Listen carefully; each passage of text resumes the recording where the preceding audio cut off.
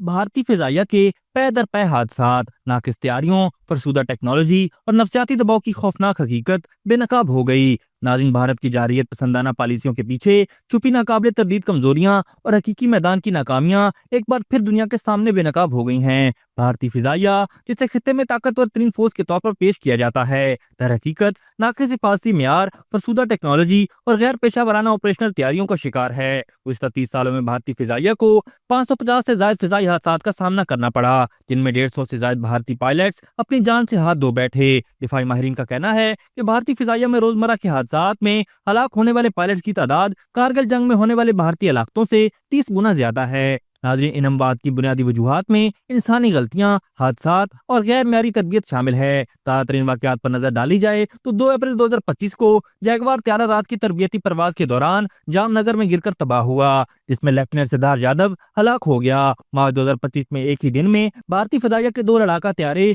बशमूल एक जैगवार गिरकर तबाह हुए। नवंबर 2024 में मिग 29 लड़ाका त्यारा आगरा उत्तर प्रदेश के करीब गिरकर तबाह हुआ। जनवरी 2023 में मध्य प्रदेश में SU-30 और मेराज 2000 त्यारे आपस में टकरा कर तबाह हुए। 8 दिसंबर 2021 को हेलीकॉप्टर क्रैश में जनरल बिपिन रावत समेत 13 अफसर हलाक हुए। नाज़रीन, जो भारतीय आर्मी और उनके पायलट्स हैं वो इस वक्त शदीद नफसियाती दबाव का शिकार हैं। उसकी सबसे बड़ी वजह उनके पास मौजूद आउटडेटेड टेक्नोलॉजी है। इंडिया के पास जो मिग 21 जेट्स हैं वो 60s और 70s में रूस से मंगवाए गए थे। उन्हें दुनिया भर में फ्लाइंग कॉफिन्स कहा जाता है, क्योंकि उनकी कारकर्दगी इंतहाई नाकिस है। और इसका मुजाहिरा हमने 2019 की एरियल डॉग फाइट में भी देखा था, जब भारतीय फिजाइया पाकिस्तान का मुकाबला न कर सकी और भारतीय पायलट अभिनंदन का मिग 21 बाइसन पाकिस्तान में गिरकर तबाह हो गया था। नाज़रीन, इनके पास जो चंद फ्रेंच राफेल जेट्स हैं उनकी भी मुकम्मल तौर पर इंटीग्रेशन अभी तक नहीं हो सकी। असल मसला ये है कि भारतीय आर्मी के पास मुख्तलिफ ममालिक से हासिल करदा हथियार और साजो सामान मौजूद है,